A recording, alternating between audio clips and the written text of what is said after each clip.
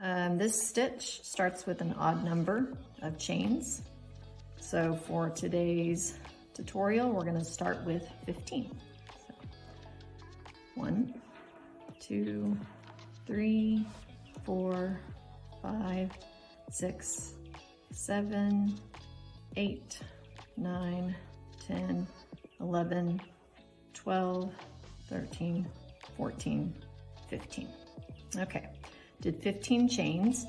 And for those of you who are familiar with Tunisian crochet, you know that you bring up a loop in the back bump. So you take your chain and you turn it over and you look for that little back bump and you bring up a loop and you'll bring it up on the second one. So 1, 2, 3, 4, 5, 6, 7, 8, 9, 10, 11, 12, 13, and 14. So I didn't count that first one, but we have 15 loops on our hook. All right, and just do a regular return pass. So which is chain 1, yarn over and go through 2, yarn over, go through 2, all the way across. Now for this stitch, the rest of our return passes are going to be different. They're not going to be the regular Tunisian crochet return pass. So we will get to that in a minute. All right, there is your foundation chain. Okay, so for this rib stitch, we're going to do a combination of a Tunisian simple stitch followed by 2 full stitches. Now the difference is where you're putting the full stitches. You're putting them on each side of one of the bars. I'll show you what that means, but we're basically doing a Tunisian simple stitch and then 2 full stitches, and the second full stitch is basically putting like a second extra loop on your hook. So let me show you. All right, so I always tighten this a little bit. You want to make sure that this is nice and tight. And with Tunisian, you know, you always skip this first bar. This counts as the first loop on your hook, so you always go to the second one. So we're going to just do a regular Tunisian simple stitch. And then on the second bar on both sides, we're doing a full stitch. So full stitch on this side and a full stitch on this side. So full stitch on either side. And then next, on the very next bar, a Tunisian simple stitch, and then Tunisian full, Tunisian full. So you're basically alternating a simple stitch with 2 full stitches all the way down. So next, Tunisian simple. Get some more yarn here. So just did a Tunisian simple. Now we're doing a Tunisian full stitch on either side, 2 of them. Oh, lost my loop there. Simple stitch, 2 full stitches. Simple,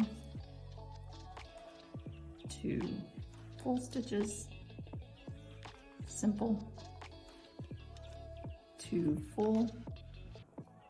And now we'll end with a simple stitch. And then as in Tunisian crochet, you're gonna wanna go in this last Tunisian stitch. You're gonna wanna go in the side where you get both of the side bars. You always should have 2 loops going through those. Okay, so as you can see, we have way more than 15 loops on our hook, which is what we started with. And that's because we added another loop on our hook by doing 2 full stitches. So for this return pass, it's a little bit different. You'll start the same, which is chain 1 and pull through, okay, chain 1, and then yarn over and pull through 2.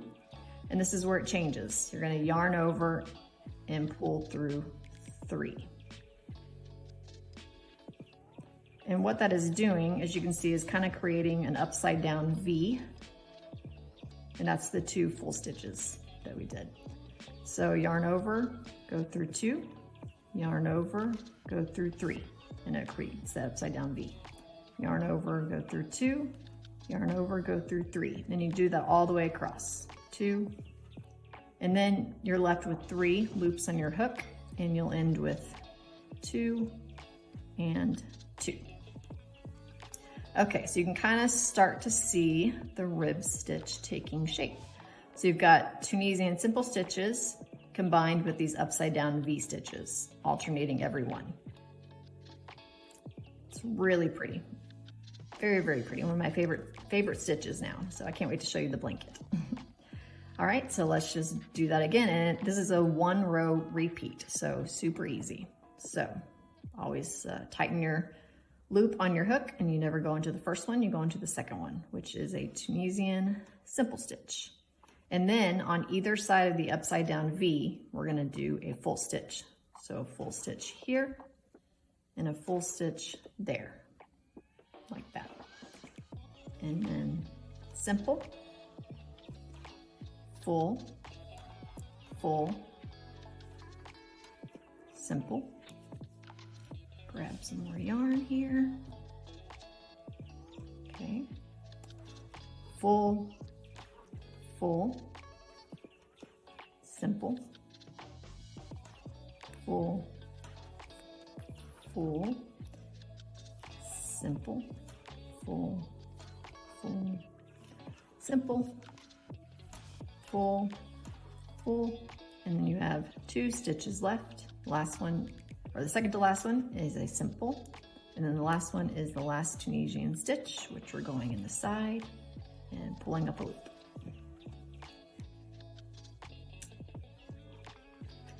All right, return pass again, chain 1, yarn over, go through 2 loops.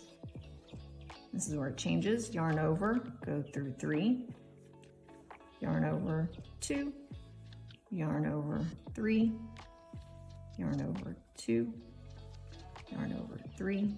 And you'll know you're doing this right because you'll start to see those upside down V's taking shape one over the other. So you're stacking simple stitches and you're stacking the 2 full stitches, and they'll always create a V. If you're looking at this and it's not looking right, then you've done something wrong and you need to backtrack. So go through 2, go through 3, 2, 3, 2, 3. My yarn's getting a little tangled here. Move that out. Okay, and then when you have 3 loops left on your hook, you do 2 and 2. So it's starting to come together. It's really pretty, and this does curl. This is one of those stitches that tends to curl, but there are ways to combat that. And with the blanket pattern that I'm gonna show you, we started with purl stitches, and that helped with the curling. So did like 3 or 4 rows of purl stitches and then started the stitch. And not only does it look beautiful, but it helps with the curling. So, all right, so I think you have the gist of it, but let's do a few more rows so you can see.